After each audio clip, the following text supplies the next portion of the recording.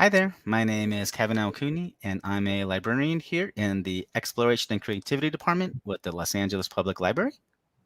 And my name is Tina Lerno, and I'm a librarian with the digital content team. And we're here to welcome you to today's LA Made with Rabbi Steve Leder, a conversation. Before we begin, we'd like to thank the National Endowment for the Humanities, our Library Foundation, and our behind-the-scenes staff for helping bring the LA Made programs to you virtually. LA Made focuses on the diverse landscape of Los Angeles, highlighting the immense artistic and performance talent that has developed in the course of the city's eclectic history. If you'd like to see more of our amazing programs, please visit our online calendar at lapl.org/events. And for our LA Made programs, visit lapl.org/LAMade. Our website also has blog posts and video links that highlight the library's diverse resources and upcoming programs. We would also like to take this opportunity to recognize and acknowledge the first people of this land, honor their elders past and present, as well as their descendants who are citizens of these nations. For more information on which territory you may reside on, check out native-land.ca. And now for today's program, Rabbi Steve Leder. I'm going to say it both ways. Just say it one way, Tina, the right way. Do it. Best-selling author Rabbi Steve Leder of Wilshire Boulevard Temple is here to discuss his latest book, For You When I Am Gone, a guide to writing an ethical will about your life.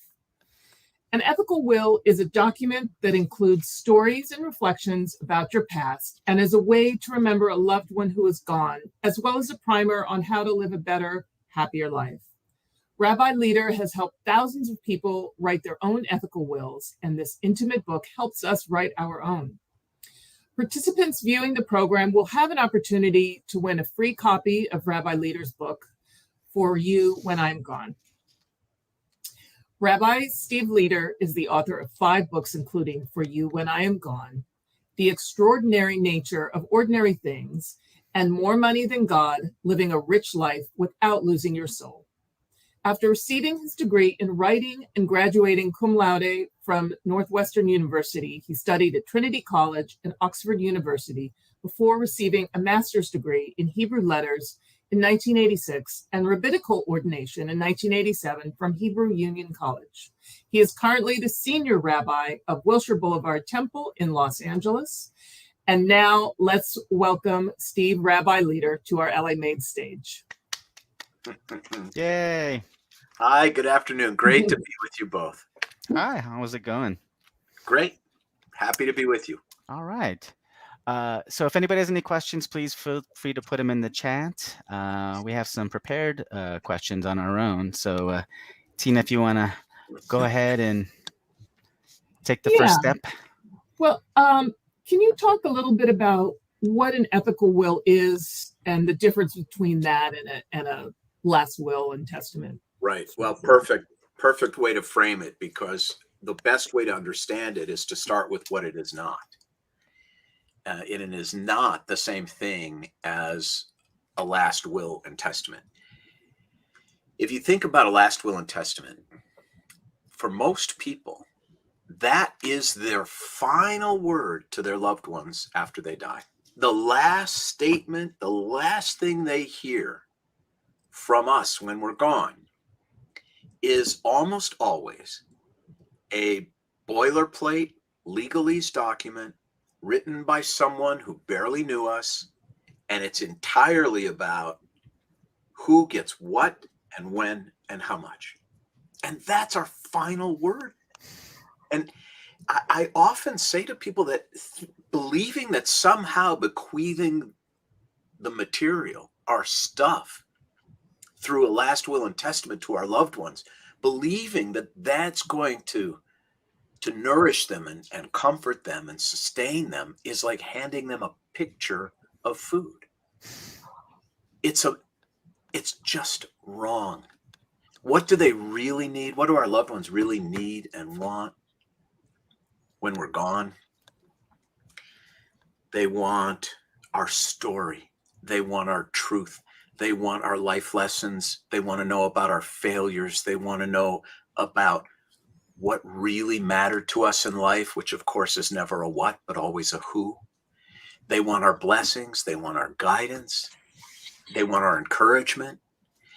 And all of that is, in essence, what makes up an ethical will. And it's shocking to most people that the concept and the reality of an ethical will has existed for 11 centuries.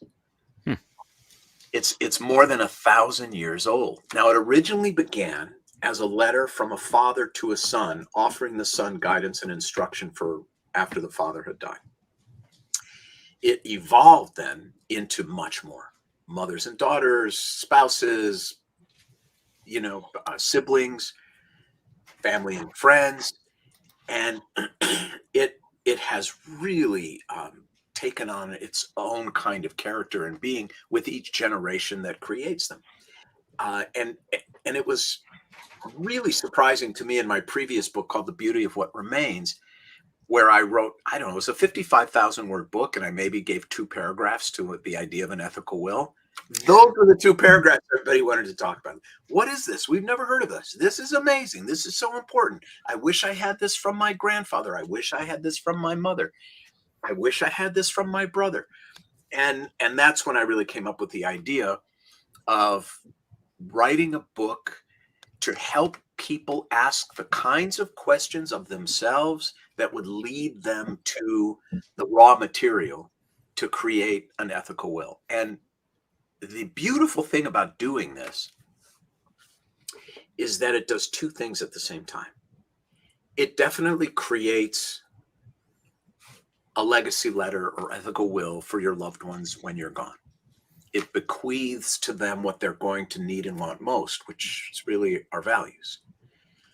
But it does something else simultaneously, because if you go through this book, the subtitle is 12 Essential Questions to Tell a Life Story. If you go through this book and you answer these questions and you explore them deeply the way I do in the book, you will not only be leaving an ethical will behind, but you will also be giving yourself an MRI of your inner life right now.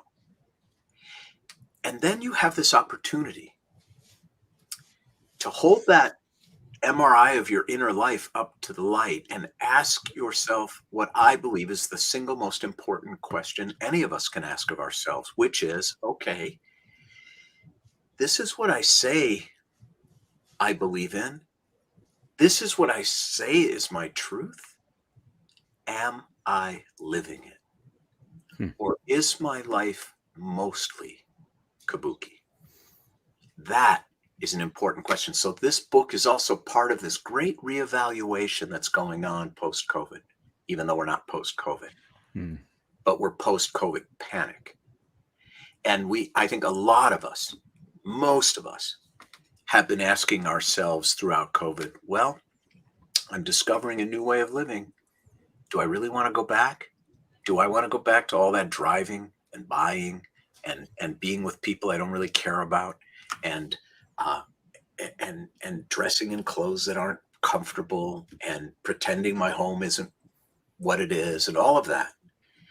Or do I want to make a change? It's amazing to me how many millennials are buying this book, not because they're worried about dying and leaving a legacy letter for their loved ones, but because they're asking themselves these profound questions. What is love?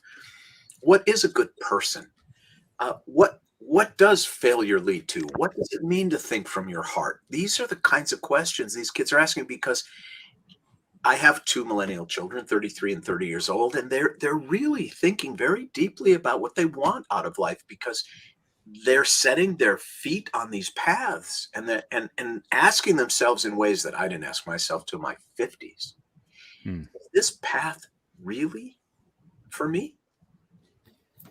And do you recommend then writing something now and then looking at it, if you have 20 years more, looking at it 20 years from now? What is, I've written 2 ethical wills. I wrote one when I was 40 and one when I was 60. In some ways, they're similar. In other ways, they are very different. In some ways, I'm the same guy, and in some ways, I am very different. So I'm a big believer in asking these questions periodically throughout our lives. and answering them. And I'm also a big believer in not withholding those answers from our loved ones until we're gone. My kids have my ethical will to them. I published it in this book. It's bound with our estate plan. They can't get to the money till they read this thing again. I'm a big believer in this process. And, when the book launched, it launched in early June, and I did a bunch of talk shows. And one of the talk show hosts asked me, one of those like tricky talk show hosts, when you've got 4.5 minutes, Oh, sure. For the whole thing. And so her last question was, if you had to summarize your book in 2 words, what would they be? Oh, boy. But it came to me right away. Right away. I said the 2 words would be, don't wait. Oh. Don't wait. Because when is it ever too soon to ask yourself these questions about your life? Never. When is it ever too late? Never.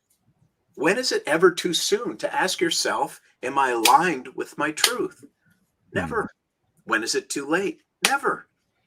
And even more so, or as equally as important, and I know very well because of what I do for a living and a life, you really never know. I had no idea that my last conversation with my father was my last conversation with my father. I didn't know. One visit, he could speak. The next visit, he never really spoke again. So don't wait for so many reasons. Don't wait. Yeah, I think in the beginning of chapter 1, you had that quote, and I thought it was really beautiful. When you don't know when the last time someone is going to call you mommy instead of mom, or the last time you're going to give your kid a bath. It was Jonathan Safran Foer's quote. Yeah. Really Yeah. something. You see, no father knows the last bedtime story he's ever going to read to his child. Right. No brother knows when it's the last bath he's ever going to take with his brother. Right. No mother knows the last time a baby is going to latch onto her breast. You never know when things are going to end. Mm-hmm. I personally, for myself, sometimes I even just take joy in my ability to jog or to use my arms, or just mindful gratitude, I guess I call it, or I just I'm grateful for everything I have at all times, and I don't take it for granted. Yeah, everything is better when you're grateful. That's yeah. Yeah. Really. Can I ask, how did the 12 questions get landed upon? That's a great question. So my editor asked me the same question. She said, Steve, how did you come up with these 12 questions in this order? She said, they just unfold a person's life story like a flower in time-lapse photography. It just, and I only half-jokingly answered 35 years and 15 minutes. What? Now, this is what I mean by that. These are essentially the questions I have been asking families for 35 years when I gather together with them to talk about a loved one who's died the day before the funeral, to prepare them and to prepare myself to tell this person's story. Right. I used to teach a class at the seminary here in Los Angeles called homiletics, which is a fancy word for sermons, wedding addresses, and eulogies, like a homily. Oh. And whenever I got to the eulogy section of the syllabus, the first thing I would do is write on the board, an obituary is the facts. A eulogy is the truth. They're not the same thing. For me to say to you, well, I was born in 1960 in St. Louis Park, Minnesota, and I went to Aquila Elementary School. Yeah, those are facts, but you don't know anything about me other than my age. Now, if I were to say to you,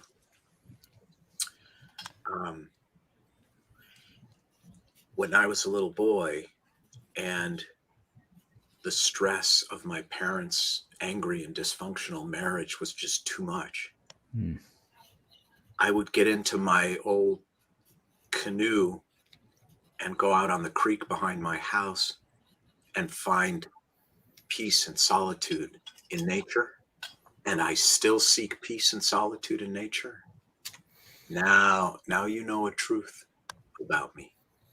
And so that's the difference. And so these questions are the questions I've been asking for 35 years, honing them, refining them, to get to the truth of a person's life. And the order is also absolutely deliberate. Absolutely deliberate. I begin with the question of regret, because to answer that question requires a kind of humility and authenticity that puts the reader in the right headspace for the 11 questions to follow. And so even the order is absolutely deliberate and is the distillate of 35 years of choreographing these kinds of conversations. Was the order or the questions at any point during the writing process a little bit different and get refined? Yeah. Well, I started with 17. I see. And eventually it became 12. That was partly a marketing decision. Sure. And it was partly because some of the questions were so nuanced that they were almost identical to a different question. And so we were able to sort of put two questions into one. Gotcha. And I think, it's important for people to know that the way the book is structured is that I pose the question, then I have an introductory essay for each question in each chapter where I explore the question. And then I invited about 40 other people to answer these questions, and an incredibly diverse group of people. Every gender you can imagine, Hindu, Christian, Jewish, Muslim, and non-believers, completely secular. The youngest in their 30s, the oldest in their 80s, people who were famous for something wonderful, people who were famous for something terrible, people whose kids were in jail, people who were in jail themselves, one person who's a billionaire and another person who changes adult diapers in a nursing home for a living, Asian, Hispanic, Black, Caucasian, you name it. An incredibly diverse group of people. And what is so interesting to me about the results are not so much the differences as the commonalities, because what it shows us is that there is a universality to the human experience, to the human condition. I was going to say that as I was reading them, I thought, I'm going to know who, that's going to be the actor for sure. I'm going to know. And you really can't discern, and that it just shows how similar all our experiences are. We really, and not only with each other, but you can go back 2,000 years to the sages of the Talmud and read their discussions about these kinds of questions. They were facing the exact same challenges. There is no aspect of the human condition that they did not think through very deeply. You think we're the first people to ever go through a plague? Do you think we're the first people to ever worry about dying in a wildfire or a flood or an earthquake or a mugging? Do you think we're the first people who ever feared poverty and starvation? Do you think we're the first immigrants? Not a chance. Not a chance. Do you think we're the first people to be mystified by our children? or to be caught in the cognitive dissonance? I love my parents, I hate my parents. I love my parents, I hate my parents. Do you think we're the first people to ever have to try to figure out what it means to be a good person, a humane human being? Not a chance. And so there's also that universality. One of the things that I just think is such a powerful fact in this case, which leads to some very important truths, is that all human beings are 99.8% genetically identical. Identical. If you prick us, we all bleed. And I think that's a fact that leads to some powerful truths about the human condition. Yeah. What would you say to somebody? So I had a very fractured relationship with a family member, and they actually wrote a very non-ethical will in addition to the last will and testament. Is there a way to find closure from that by writing our own reply, um, something in our own ethical will? What would you say to Well, those not so this great person, relationships? this person has died, right? Yes. Well, I think it's very important to tell the truth about some deaths. Some deaths are not sad. They're liberating. People sometimes call me, Tina, more than you might imagine. And the conversation is something like this. Steve, I haven't spoken to my mother in 10 years. I text her on her birthday, but that's it. Because ever since I was a little girl, she's just made me feel horrible about myself. She's narcissistic, she's cold, she's withholding. And about 10 years ago, I just realized I'm better off without her in my life. But my brother just called and told me she's been diagnosed with pancreatic cancer. They've given her 3 to 6 months. And I'm thinking about going back east to visit her because I think I'm just going to feel awful when she dies if I don't repair this relationship. And my answer is, I doubt it. I think you're much more likely to feel relieved. And almost always they look at me with this look on their face like, oh, how does the rabbi know? Aren't I a terrible person? And the answer is no. You're a human being who is standing up for herself and cutting toxicity out of her life. And when your mother dies, you're not going to be sad. You're going to be relieved. And that's the truth of the matter. So I would say, Tina, to you, embrace the relief. Embrace the truth that this was not a sad death for you. This was a liberating death for you. And then it all becomes about the future. And it all becomes, one of the upsides of such a terrible downside is you do learn. Theologians have this concept called via negationis, which means by way of the negative. Theologically, it's about the fact that if you want to understand God, you figure out what God is not, and then you can figure it leaves behind an image of what God is. The best thing I can say about an unkind or dysfunctional parent is they teach us via negationis, by way of the negative. They teach us how not to behave, what not to do.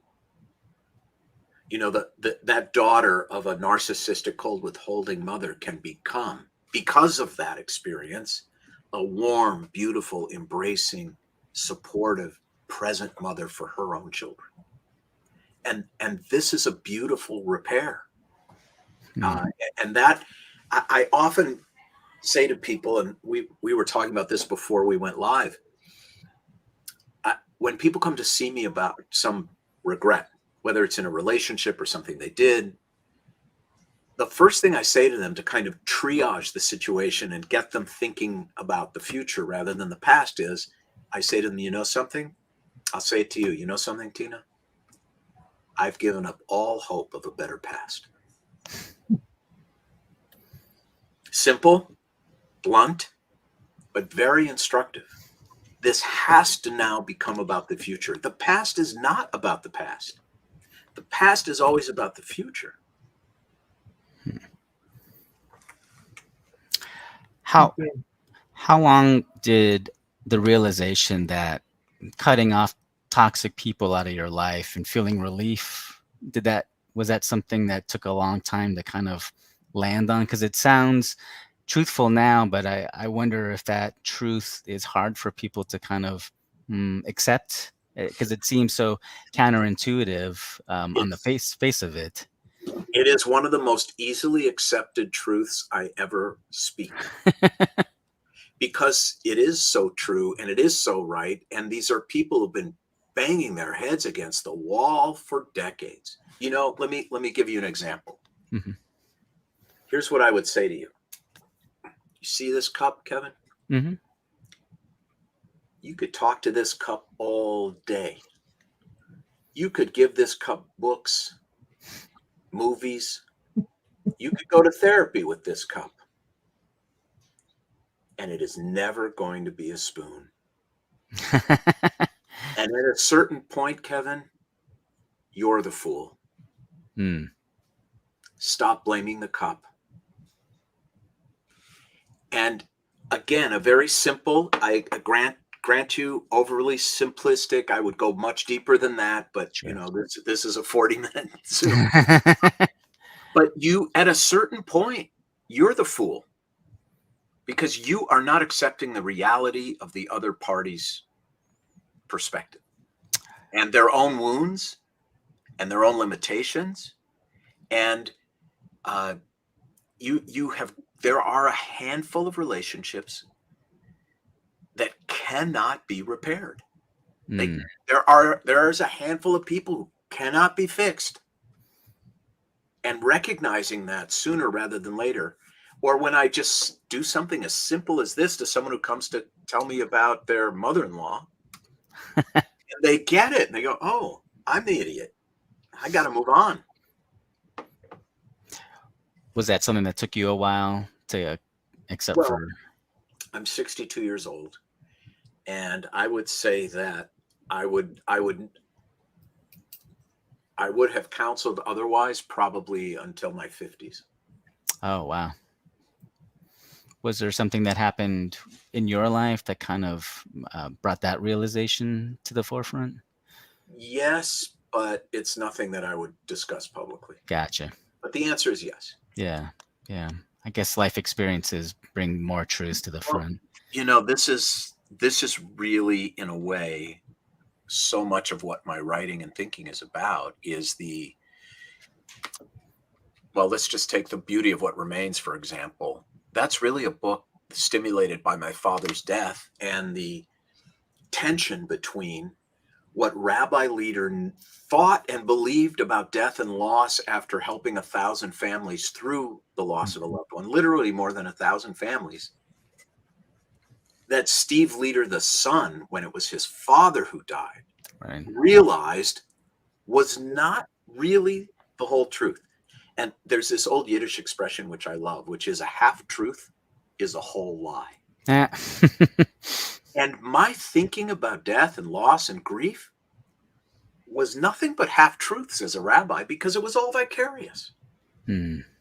But when it was Steve Leder, the son, I grasped the entire truth of the matter. And the book is a very honest conversation about that dichotomous tension. Yeah. And what I mostly discovered was all of the dualities that surround grief and death and loss. I love my father, hate my father, understand my father, I don't understand my father. Memory, there's a duality to memory I never understood. You know, clergy are full of platitudes about memory. It's nothing but, you know, may her memory be a blessing. You'll always have him in your memories, you know. The gift of memory. Well, yeah, memory's beautiful. But it also really, really hurts sometimes. It's both. It's like being caressed and spat on at the same time. That's memory. And I have found that until you recognize the duality of these things, I want to remember, I want to forget. I want to remember, I want to forget. All I want to do is talk about her. I don't want to talk about her at all. She's here, but she's gone. She's here, but she's gone. All these dualities. And the duality of grief. That, for example, when you dream about a loved one who's died, it's so beautiful and so awful. It isn't until we embrace the dualities of death and grief and loss and of life itself, and the fact that every brush with death is really a brush with life, isn't it? Hmm. Our lives. The person who's died is gone. It's really about our reaction to that. Oh, interesting. And it isn't until you embrace these dualities and accept, here's the sort of deepest point for me, at least emotionally. When I accepted that these dualities could not be resolved because they are definitionally dualities, when I accepted I will never resolve the irreconcilable tension in memory, in grief, in loss, in love, in life, in parenting, accepting that there's no resolution for me was a resolution. And I'm not trying to be cute. Sure. When you accept what is irreconcilable is literally irreconcilable, it becomes reconcilable. Hmm. Wow. And memory is such a tricky thing. I mean, I remember things very differently than my sister remembers that same thing, because I'm the star of my memory and she's the star of hers. So I'm one of 5 kids, Tina. Okay. Every child is raised under a different roof. Every child. When my oldest sister, Marilyn, my parents had 5 children before they were 30. When my oldest sister, Marilyn, was born, they had no money. When my little brother, Greg the Prince, came around, they had totally different. My 3 sisters were raised differently because they were female. I was raised very differently because I was the firstborn son. So every child is raised under a different roof. And beyond that, in the Talmud, there's a very wise thing.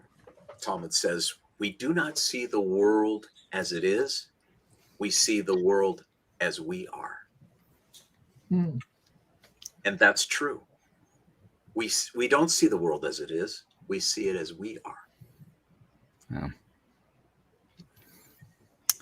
So I have a question for you from one of the quotes from your book. I just thought it was so funny. It was about a cat.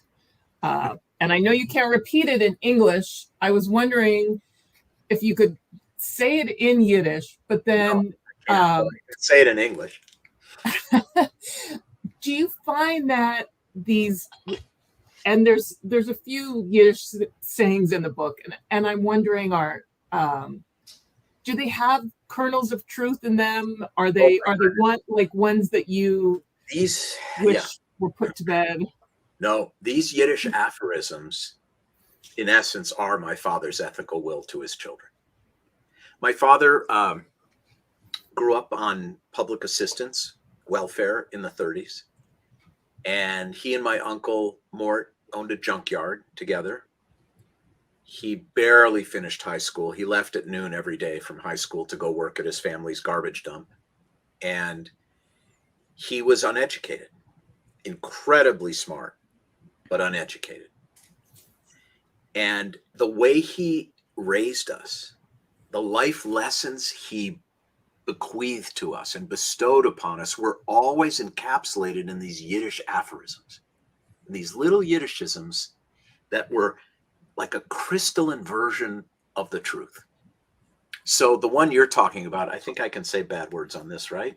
We're not on TV. We're not on TV. Right? Yeah. So, okay. So the expression you're talking about is whenever things were going pretty well for me, got 4.0 in a semester in school or whatever, my dad would say in Yiddish, I'll say it in English so everyone understands, even a cat can fuck it up. In other words, the smallest seemingly benign thing can fuck you up. So don't get too confident. Don't get too big for your britches because you never know. Now, what did this do to me? I mean, I've been in therapy for years because I'm a person who has an underlying anxiety disorder because I think there's a cat around every corner. Oh my God. I'm not the least bit joking. It's terrible. I grew up in a home where disaster was looming around every corner. And my dad was not a Holocaust survivor, but it's so much in the ethos of the people that That's just what it was. And so he taught through these Yiddishisms. I'll tell you another one. There's so many, but I remember when I took on my first big fundraising responsibility for the temple. And it was one of the last, maybe the last really cogent conversation I had with my dad before the Alzheimer's just made thinking so exhausting for him. We were sitting in their condo in Palm Springs, sitting around that Formica table where they drank countless pots of tea and played rummikub for years. And my dad said, "How's work going?" And I said, "Well, I'm trying hard to raise this money, but I just don't know if I can do it. I don't know if I can get there."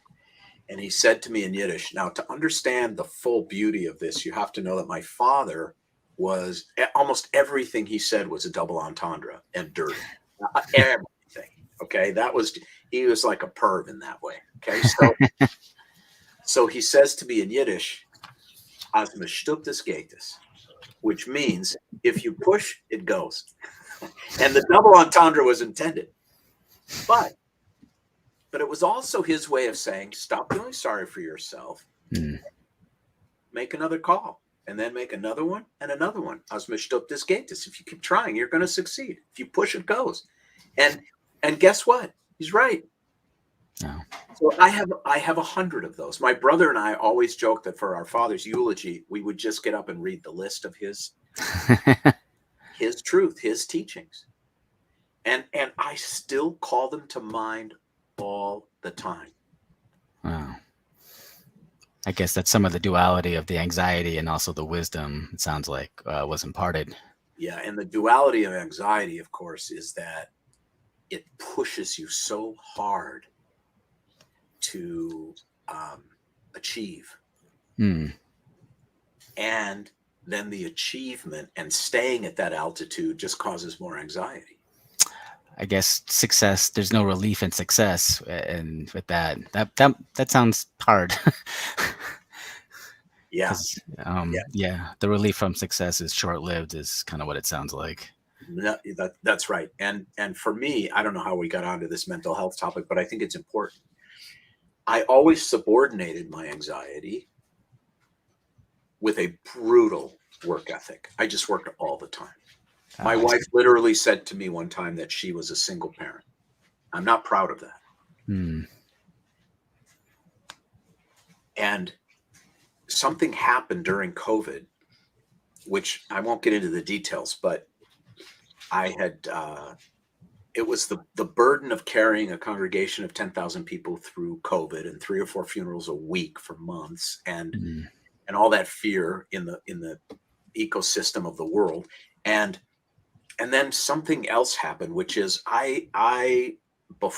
several months before it came out, I had made the decision to help someone privately who I believe deserved a second chance. And it became public that I helped this person. And many people felt that this person did not deserve a second chance. Oh. Of course, they were never in my shoes. They didn't have my perspective. And it became a little bit of a thing. Uprising. Right. And I had this panicked fear that I was going to be canceled by my own community, that everything I had created was going to be just devastated and gone. And for whatever reason, and those are the reasons, obviously, but I don't know the deeper reason, this reality just flung the basement door of my psyche open, and the anxiety demon just rushed out. Oh, no. Now, what's good about this? I ask in the book, what's been your greatest challenge, your greatest failure, and your greatest regret? And I'm going to tie this back into the first question in the book about regret. What it did was it forced me to get help because I was paralyzed. And I finally got properly medicated for anxiety. After taking the medication for about 6-7 weeks, somebody asked me, "Steve, how you doing?" And I said, "Great." And then I went like, "Great? What? What? I'm great." But I felt great. I was living with a normal human level of anxiety. Wow. And I went on national TV to talk about it because I believe so firmly in destigmatizing this. Mhm. And it changed my life. Now, how does that relate to the question in the book about regret? The common denominator to regret is that what most people regret most is not something they did. It's something they didn't do. And very often the thing they didn't do is seek help sooner. Hmm. So there are two kinds of, I guess from a religious context, we would say sins, but in a secular context, let's call them mistakes. There are two kinds of mistakes people make. There are mistakes of commission, the things we do. But the real regret comes from the mistakes of omission, the things we failed to do, the words we didn't say, the times we didn't show up, the risk we didn't take, the words we could have spoken. Because we do find a way generally with time to forgive ourselves for the mistakes of commission. We seek forgiveness, we apologize, we're forgiven, we forgive, time really helps. And we tend to get over that. But you can never get over what wasn't done. Right. And this is such a powerful lesson for people that you can share with your loved ones. And the next question is, when was a time you made a decision from the heart? Because what is it that holds people back? It's fear. It's fear of risk. And it's privileging the intellect over the emotional. But then you ask people, when was a time in your life when you led with your heart and not your rational mind? I don't mean that you ignore rationality completely, but you subordinate it to the emotional. And almost everyone will tell you the single most important decision they ever made in their life was the decision they made from the heart. Yeah. We have a question from the audience that kind of works perfectly. And Karen asks, what can you tell us about how you work with fear and faith? Can you be in fear and be in faith simultaneously?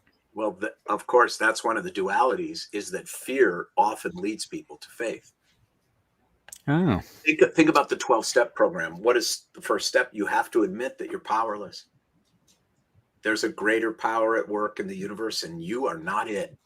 And some humility might be in order, and some faith might be in order.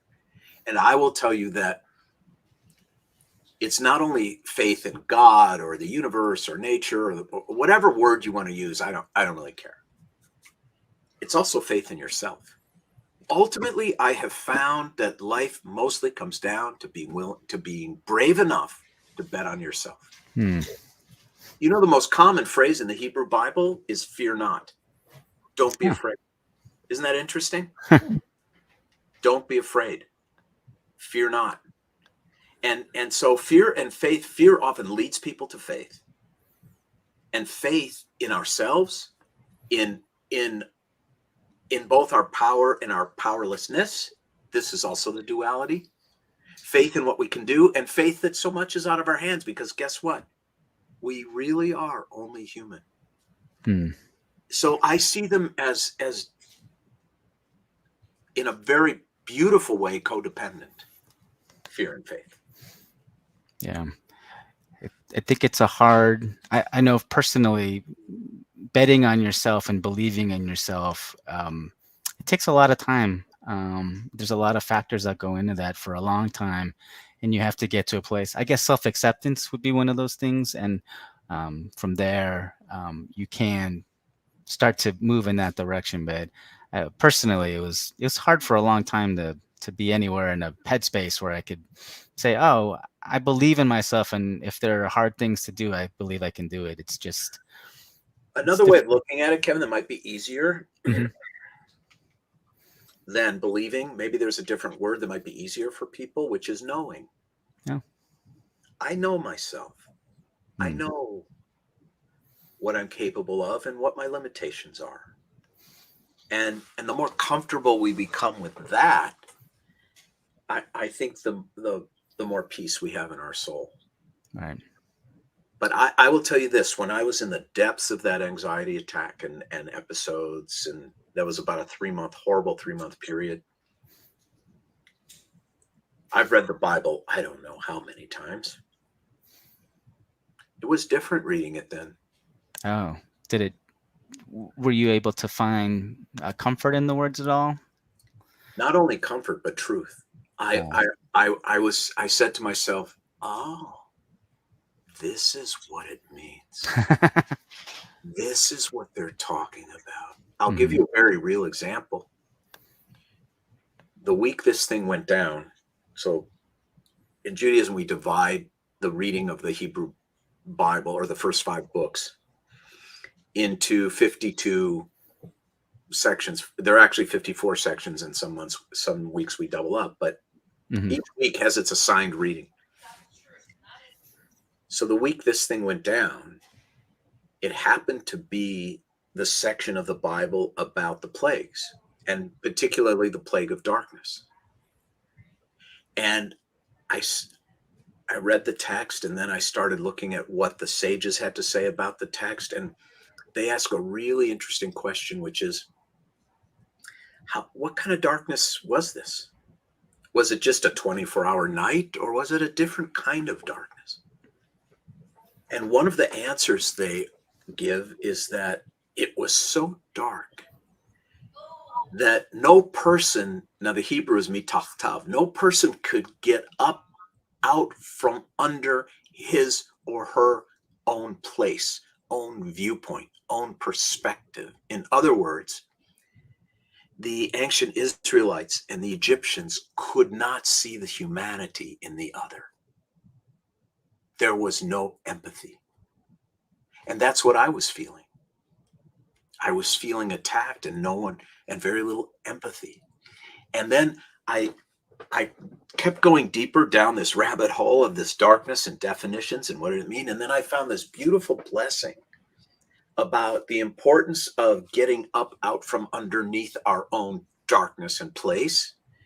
And it's a Hasidic blessing, and it's literally up here, taped on a shelf above my monitor.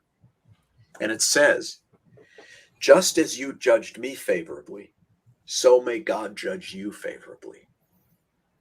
How dare we ask of God something that we are unwilling to grant to another? How dare we ask to be forgiven and judged with mercy, and yet be so harsh and judgmental ourselves? And so this is just one example of how fear changed my relationship, even after being a rabbi for 35 years, changed my relationship with the text. Wow. Yeah. It's making me think, when you're talking about, feeling how we feel about ourselves, and I'm wondering what that looks like when writing an ethical will. Are we writing it for ourselves?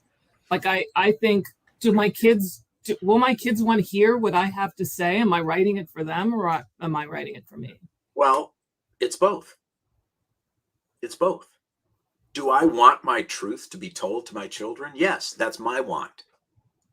Not their want necessarily, or their need, although I think they'll be glad to have it and accept it or reject it. But yet it's, Tina, what I was saying earlier about this is a process that does two things at the same time. It bequeaths to your loved ones what you really want to bequeath to them, but it also gives you a picture of your internal life, and you get to ask yourself, am I aligned with what I believe, or am I somehow out of alignment? And I have found, as a rabbi, as a husband, as a man, as a brother, as a dad, the times in my life that I feel the most pain, and the people I have met in my work who are suffering the most, it is because there's a chasm between their professed values, what they say they believe in, and how they're actually living. And that leads to such a, You feel like you're leading a double life. You feel like a phony. Now, we all feel that way sometimes. We're all acting. We're all acting. I remember saying to my psychiatrist once, I feel like the minute I leave the front door of my home, I'm acting. And he said, well, you are. And I thought, you mean it's okay? He said, well, yeah, people need you to act. I mean, you're a symbolic exemplar of something they project on you. They need you to play that role. And it made me feel better. But this is my point, that we're all a little bit out of alignment, right? But when you are dramatically out of alignment, when your professed values and your lived values are dramatically different, it's a very painful place to be. And by the way, this is why politicians and celebrities and normal people get into so much trouble sometimes.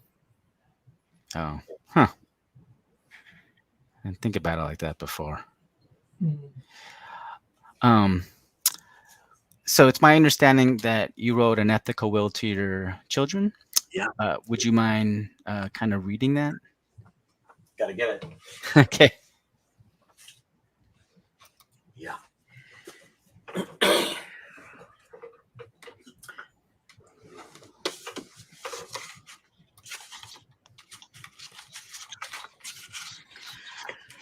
Okay, so sometimes I can do this pretty easily, and sometimes it's very difficult. But Sure. we'll see what this is. Okay. So this is my ethical will to my kids. Dear Aaron and Hannah, the finest moments of my life have been with you and Mommy sitting around our kitchen table laughing. I never feel richer or more at peace with the world than in those moments. That kind of love is more important than anything.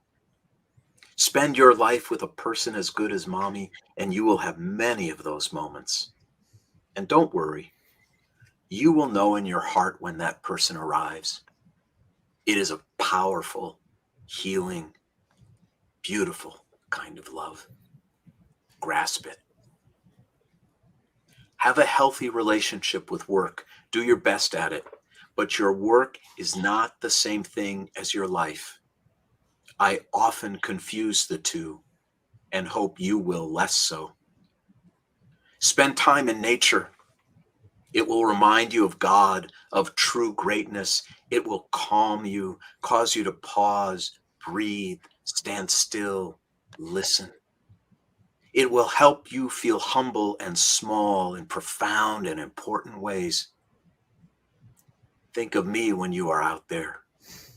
Feel and know that my soul is with you. Do not roll your eyes at religion.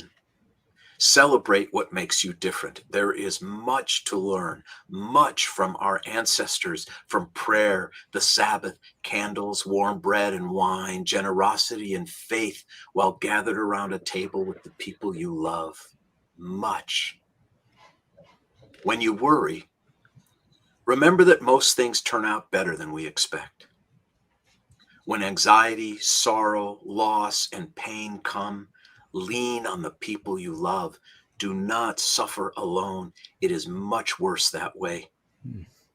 This is another reason you should look for someone like Mommy to love. I would not have been able to breathe without her. I used to love to dance, but when I became a more public person, I stopped dancing at weddings and parties. I allowed my fear of what others might think of me, fear of being a spectacle, to keep me from dancing. I regret that now. It was a bad example to you and robbed me of joy. Don't let fear of what others might think keep you from dancing or singing or loving. Let nothing and no one suppress what your soul longs for. Live so that you do not die with a longing soul. Count your blessings. When you are feeling less than or want more or are mired in self-pity, which happens to us all, look around and count your blessings again and again and again until you tally 100 of them. Everything is easier when you are grateful. Feel for others. People behave badly because they are damaged. Let your first impulse be one of empathy. That being said, there will be a handful of people in your life who demand too much, who are mean, narcissistic, negative, causing you to feel terrible about yourself. Cut these people out of your life. You cannot fix them. Be good, and the rest works out. See the world with the people you love. Cherish time. It matters so much more than things. Mine with you and mommy has made my life worth living. I wish for you that kind of love now. I wish for you that kind of love when I am gone. Say the mourner's prayer and light a candle for me when I am gone. Feel its warmth and know I love you still. Dad. Yeah, it's beautiful. Beautiful.